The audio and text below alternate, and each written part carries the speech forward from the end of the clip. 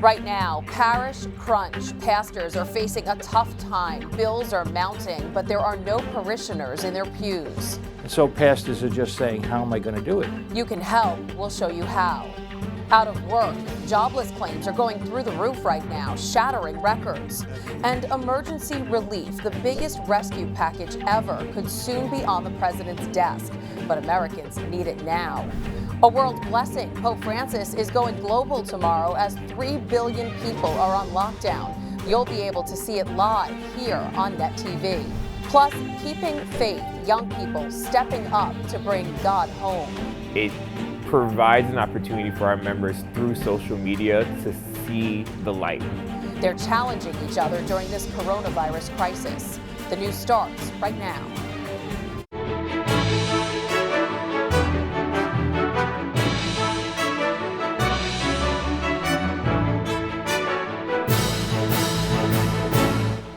Good evening, I'm Christine Persichetti. An elderly parishioner from Presentation of the Blessed Virgin Mary Church in Jamaica, Queens, has died from the coronavirus. The person last attended Mass on March 15th.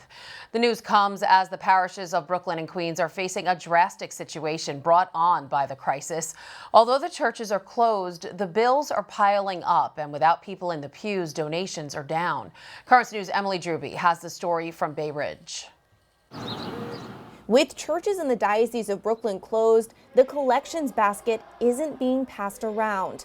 But the bills aren't stopping. Without Sunday collections, which is the main source of our income, it just is almost impossible. Like at St. Anselm in Bay Ridge, Brooklyn, which cost about $1 million a year to run. Gas bills and electric bills and phone bills. Each weekend, the church receives about $5,500 through the collected donations. Now, like so many parishes, St. Anselm is turning digital. It came to me as I was watching Mass that the collections are going to be depleted tremendously. Concerned for his church, parishioner and diocesan employee John Quaglione set up a GoFundMe page. It has raised over $1,300, money that will help to keep the church and its many programs afloat now and in the future. The food pantry, the blood drives, the Catholic education programs, all that must go on. Churches all over are implementing ways to donate digitally. St. Mary's in Queens is allowing parishioners to text their parish number,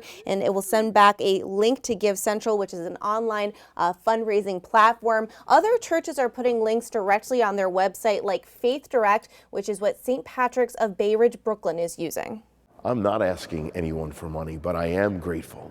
I am grateful to every person who has switched to online giving. I am grateful to every person who has slipped their envelopes through the door this week.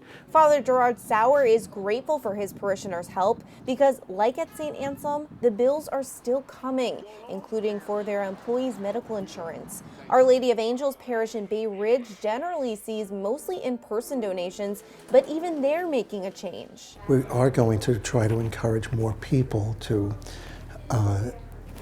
give or donate electronically. They're considering setting up a Venmo account, an app that easily allows for the transferring of money. If you want to help, check out your parish's website and learn if they have electronic giving. In Bay Ridge, Brooklyn, Emily Drewby, Currents News. The latest now on how the crisis is impacting parishes across the Brooklyn Diocese. 32 cases are confirmed at 20 churches. 6 involve priests. All of the affected locations are undergoing deep cleanings using the disinfectants and procedures recommended by the CDC. Infections across New York are still climbing at a rapid rate. Statewide, there are more than 37,000, a jump of 6,400 since yesterday. 385 people have died and nearly 1,300 are hospitalized in intensive care. The city has more than 21,000 patients with confirmed cases of the disease. At least 13 patients have died from COVID-19 at Elmhurst Hospital in Queens. The medical center with 545 beds is transferring people not suffering from the virus to other hospitals. Elmhurst plans to dedicate the entire facility to the outbreak. About 4,000 coronavirus patients are hospitalized citywide. New York's 1,800 intensive care beds are expected to be full by tomorrow, according to FEMA. The city's emergency service first responders are being flooded with pleas for help. They're reporting the highest number of 911 calls since September 11th because of the virus. That's about 6,500 calls a day, a 40% increase from normal times. And inside the NYPD, more than 300 officers have tested positive for infections. That is a 36% jump from just the day before. And connected to that, 3 times the normal number of cops are calling out sick. Brooklyn's Monsignor Robert Romano, the NYPD chaplain, sent a video message to let the cops know he and the other chaplains are there for them. The chaplains unit is available to you 24 hours a day, 7 days a week. Our numbers are located on your cell phones under the Health and Wellness app, and to know that you can call us anytime, and anything that you tell us is confidential. The NYPD is reassigning hundreds of officers from administrative duties to patrol to make up for the loss in cops. They will be on the streets trying to keep COVID-19 regulations in check. More and more people are out of work because of the pandemic. Last week, nearly 3.3 million filed for their first week of unemployment benefits. That's a record. Previously, the highest number of initial jobless claims was 695,000 in 1982. This as businesses close and lay off employees to try to slow the spread of the coronavirus. Prior to the pandemic, claims were in the low 200,000s each week, reflecting a strong job market. Help is on the way if you're out of work. The Senate has approved one of the largest emergency aid packages in the nation's history. But Governor Cuomo says it doesn't do enough for New York.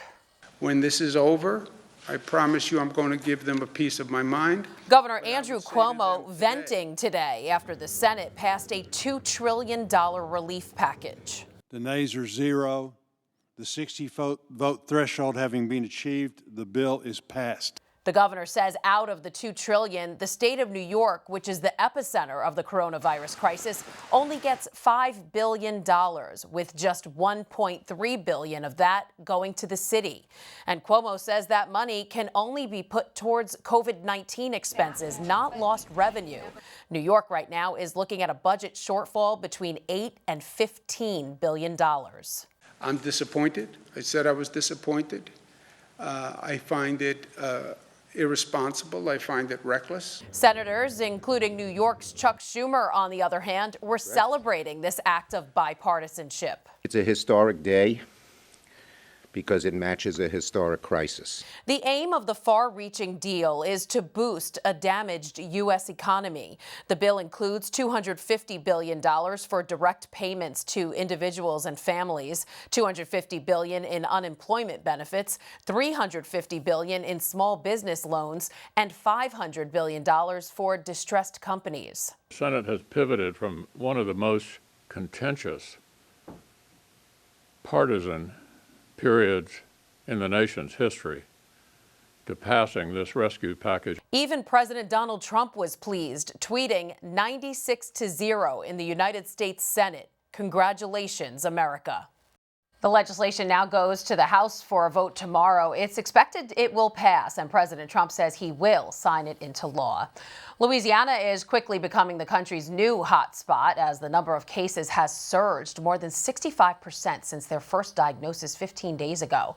Over 2,300 cases have been reported statewide, with New Orleans the hardest hit with 997 cases and 37 deaths, just behind New York City and Kings County, Washington. Louisiana has the fastest growing rate of coronavirus in the world, according to the state's governor, John Bell Edwards. Scientists are turning to the climate to see if weather plays a part in the spread of COVID-19. Multiple studies are now underway to better understand the relationship between warmer temperatures and the disease's transmission. Scientists believe the virus may slow down as we head into spring, but that's only part of the picture. Even if we see seasonal declines in transmission or slowing down, that's not going to act as a stop lever to shut off transmission. So you could see a slowing down, but you might not even really recognize it in the data because there's so many susceptibles to allow this pandemic to rage on.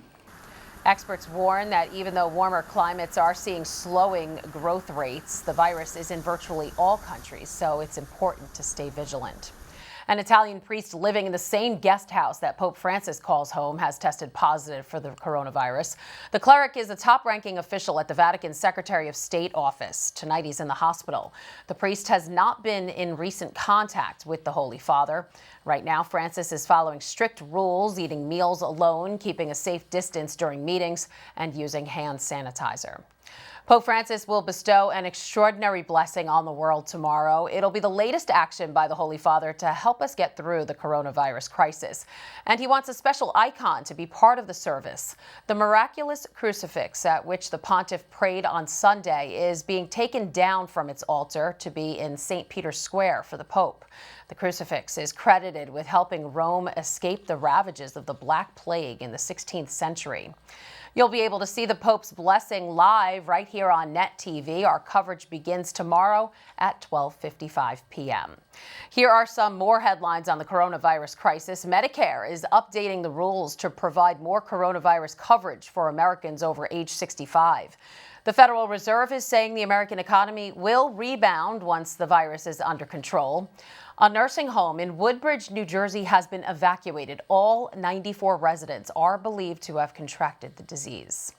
There's a lot more news headed your way. Living under quarantine. We'll hear from a priest who's doing just that after one of his brother priests who he lives with tested positive for the virus. Plus, have no fear. Pope Francis is praying for you. Why fear was the focus of the Pope's prayers. And a song of solidarity as church bells rang at the same time. We'll tell you where it happened.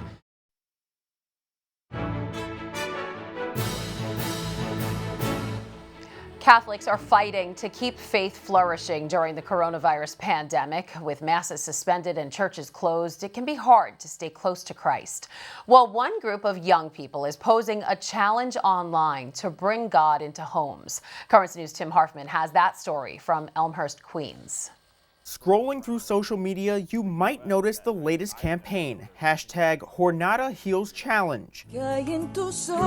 Organized by the Jornada movement, it asks people to share scriptures, hymns, prayers, and other talents, then tag 3 people, challenging them to post online within 24 hours. Jenny Gill started it to strengthen faith during the virus crisis. I felt like this would be some type of way to bring some joy, some love, some light into people's homes. In less than a week, over 100 people started participating. It truly is just the work of God to see how it's spreading. Videos are getting creative. Worry, fear. One person posted this project, writing negative emotions on plastic cups and using a bucket representing Christ to knock them down. Jornada's spiritual director, Father James Caroli, says the videos are what the group's vocation is all about. So we wanted to have something where the mission of the Jornada movement continues, which is evangelization, youth evangelizing youth. Jornada's president, Daniel Estrada, says it's important to shed light during this dark time. We need a break from it, and we need an opportunity to reflect, and we need an opportunity to realize how powerful our God is. And you don't have to be a Jornada member to join the challenge. I myself was nominated today by Queens priest Father Sean Sukiel. I challenge Ernie Toribio, Lucy Morales, and Tim Harfman to accept it. I accept, Father Sean. In Elmhurst, Tim Harfman, Currents News. One of the biggest problems of the coronavirus pandemic is living under quarantine when a member of the family is infected. That's happening right now to the Jesuit family in Washington, D.C. One of the priests in the community has the virus. Well-known Jesuit writer Father Thomas Reese lives there, and he's now under a self-imposed quarantine. Still, he's able to join us today over Skype. Welcome, Father. Hi, good to be with you. First, please give us an update on the health of Father Steve Planning. It's been about a week since he tested positive. How's he doing? Well, he's tending in a good direction. So luckily, he has not had to go to a hospital. He's been able to recover on his own, in his own room. So he was really good. You know, as soon as he got a fever, he quarantined himself. He let us all know his situation. He stayed in his room, and we've been bringing him meals, and he's been in daily contact with his doctor over the phone. So you're talking about the meals and him staying in the room. How has your community responded? You all live together. Are you able to social distance? Well, we have to social distance. I mean, we used to get together for meals. We used to get together for mass. Now we really can't do that anymore. The whole point of community living is to be like a family, grow together in faith. How has this affected you and your brother priests personally?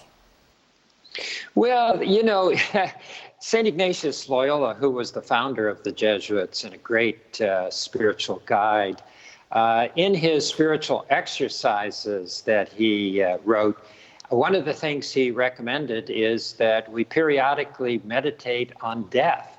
You know, kind of pretend that we're on our deathbed and we look back on our lives and say, well, you know, what are the things we're proud of? What are the things we wish we hadn't done? So there's been a lot of meditating on death. But I have to ask you, have you been tested for the virus, and how scared were you that you were also infected? Well, I'm of course scared like everybody, but I have not had any symptoms. I take my temperature twice a day. No fever, no temperature. I tend to run below normal. So I've been extremely lucky. And in some ways, you know, poor Steve, you know, he's so apologetic to all of us for putting us through this. But I'm telling him, hey, you may have saved us. Because of him, we've been in quarantine now for 12 days. So we've been very careful. We were put in quarantine to protect other people from us. Right. Where in fact, the result has also been we've been protected from getting infected by other people. Right. So, you know, it's a two-edged sword. And I think all of us have to be very serious about keeping distance, about staying home, and doing all the things, washing our hands. I'm going through the house twice a day with, you know, a Clorox solution, wiping everything down, wiping down all the doorknobs, all the elevator buttons, all the table surfaces. You know, we have to do these things to protect one another. Sure. And since you're doing that, what advice would you give to someone else who's at home and is living with a family member who has coronavirus? Well, what the experts are telling us is that only one member of the family should deal with that person, you know, and they should stay in their room. You know, if you know, if you have more than one bathroom, they should use just one bathroom and have the rest of the family use another one. But if they don't, well, if they have to come out of the room, use the bathroom, well, put on gloves and wipe it down with Clorox before anybody else uses that bathroom. You know, and, you know, bring them their food. Hopefully you can leave it outside the door, then they can open the door, get it, you know, and then leave the dishes and then sterilize those dishes. Wipe down that tray. You know, I had a teacher in graduate school who said there are two types of people in this world, the paranoids and the losers. Today is the time to be paranoid about germs. This is true. All right, some good advice. Father Reese, a Jesuit priest from Washington, D.C., thank you for being with us. Good to be with you, and stay healthy. Pope Francis spoke directly this morning to the fears many people are facing because of this pandemic. His words of encouragement coming during his daily mass at Casa Santa Marta. Sono soli in casa di riposo o nell'ospedale o a casa loro e non sanno cosa accadrebbe. La paura dei lavoratori senza lavoro fisso che pensano come dare da mangiare ai suoi figli. The pontiff then prayed that the Lord might help us conquer all our fears, whatever they may be. Church bells were ringing all over France last night, singing a song of solidarity for the people who are suffering and who have died from the coronavirus. France's bishops also called on Catholics and non-Catholics alike to light candles as a shared prayer for those suffering. They also prayed for medical personnel dealing with the virus. Still to come on Currents News, go grab a pen and paper. When we come back, we'll give you the list of times when you can tune in to Net TV to watch Mass. And no need for social distancing with man's best friends. We'll tell you how the coronavirus crisis is impacting animal shelters. Before we head to break, here's a look outside at Times Square, a quiet evening in the city that never sleeps as everyone stays home.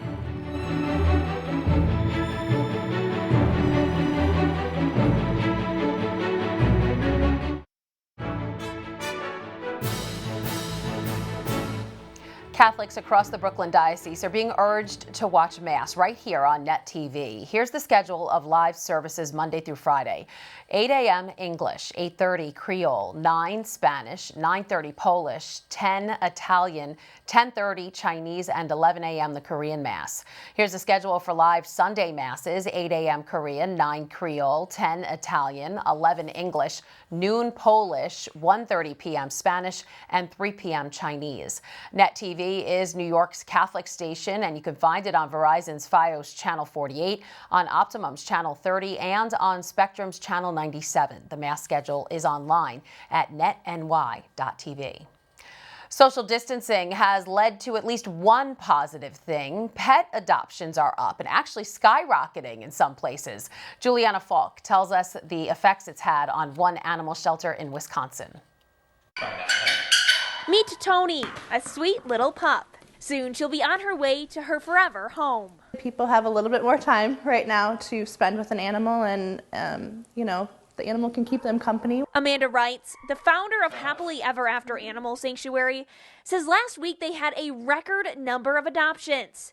27 cats and dogs found a home. It was great for our morale. It was great to see them all get out into homes in the community. Happily Ever After is able to continue operating as an essential business, but they have made some adjustments due to the pandemic. It's not just walk in and look at everybody. It's having a pre-approved application, and then kind of having an idea of who you want to see so that we can get them in the room and then sanitize everything after people leave and get ready for the next person to come in. Wrights says they're also having serious conversations with people interested in adopting during this time. Just making sure that they realize that when they do get them home, life is going to go back to normal, whether it's 2 weeks or 6 weeks or, 2 months or more. She says it's amazing to see what animals can do for people, and in return, what people can do for animals. Everybody is saving lives right now, which is a super awesome thing because there's a lot of lives out there that still have yet to be saved. Again, that was Juliana Falk reporting. Meanwhile, here at home, reports say when the Animal Care Centers of New York City put a call out recently for applications to its fostering program, it was looking to fill 200 available slots. Well, apparently 2,000 people applied. And finally tonight, many people are working from home because of quarantines, shutdowns, and stay-at-home orders. But one man living in Italy may win the prize for best at-home office setup. That is 82-year-old Lucio, a gondolier from Venice. He made this paddle by hand on his balcony to stay in shape, and he's encouraging all his friends to do the same. Talk about an internet challenge. That is Currents News. I'm Christine Persichetti. Thank you for joining us because we are putting your faith in the news. Be well and God bless. Good night.